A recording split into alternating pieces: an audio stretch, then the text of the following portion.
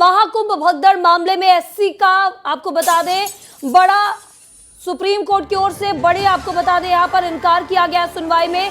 Supreme court ने याचिकाकर्ता को एचसी जाने के लिए कहा है।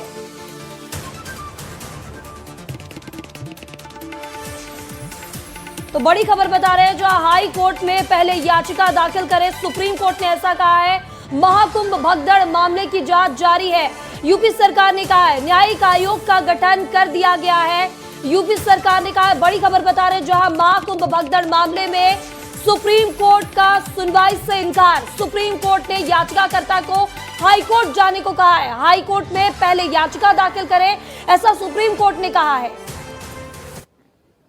महाकुंभ में मची भगदड़ को लेकर सुप्रीम कोर्ट में जो याचिका दाखिल की गई थी उसके याचिकाकर्ता एडवोकेट विशाल तिवारी जी हमारे साथ हैं। आपने जो याचिका दाखिल की थी सुप्रीम कोर्ट ने उसे किन आधारों पे खारिज किया है और हाई कोर्ट जाने की बात कही है? देखिए, खारिज नहीं की गई है याचिका, ये गलत जो है न्यूज़ आई है। याचिका पे बड़ा गंभीर था सुप्रीम कोर्ट, और सुप्रीम कोर्ट ने यह कहा कि यह बड़ा ही अनफॉर्चुनेट इंसिडेंट है और इस पे कंसर्न होना बहुत ज़रूरी है। तो स्टेट गवर्नमेंट के तरफ से जो वकील पेश हुए उन्होंने कहा कि इस पे स्टेट गवर्नमेंट द्वारा जुडिशियल कमीशन कॉन्स्टिट्यूट किया गया है और इस पे कार्रवाई हो रही है। तो सुप्रीम कोर्ट ने हाई कोर्ट जाने की लिबर्टी दी है, और साथ ही में हमारे द्वारा यह भी कहा गया कि यह किसी एक स्टेट का इवेंट नहीं है, बल्कि सभी स्टेटों से डिवोटीज जो हैं वहाँ पे जा रहे हैं। तो सभी स्टेटों को एक कलेक्टिव रूप से कदम उठाने चाहिए सुरक्षा के लिए।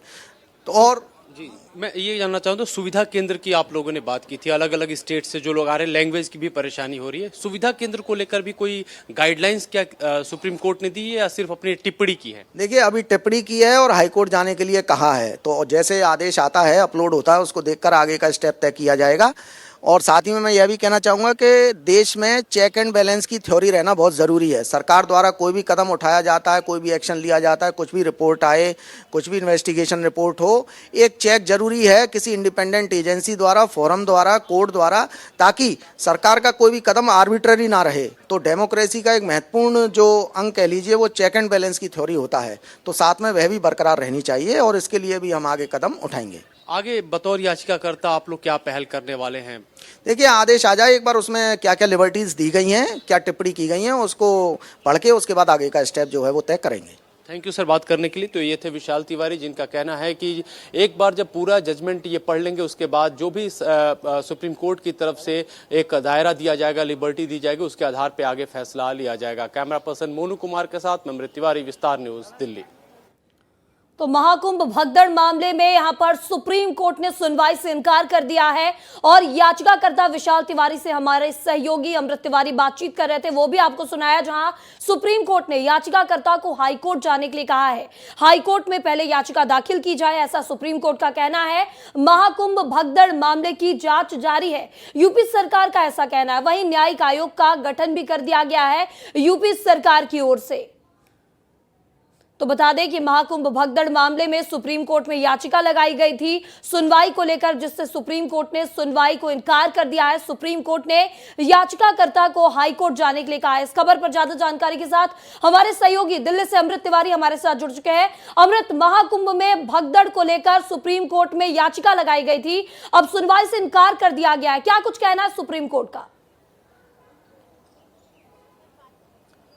महिमा, देखिए, महाकुंभ जब मौनी अमावस्या के दिन भगदड़ मची थी उसको लेकर के सुप्रीम कोर्ट में आज एक याचिका दाखिल की गई थी। एडवोकेट विशाल तिवारी ने याचिका दाखिल की थी और सुप्रीम कोर्ट में सुनवाई करते हुए चीफ जस्टिस ने कहा कि चूंकि इस मामले को लेकर ऑलरेडी एक याचिका हाई कोर्ट में भी है और इसमें एक कमीशन भी गठित किया गया है, लिहाजा इसकी सुनवाई अभी यहाँ नहीं होगी। और याचिकाकर्ता को कहा कि आप जो है इलाहाबाद हाई कोर्ट जाइए और वहां पे इस याचिका को लेकर के अपना अनुरोध जताइए।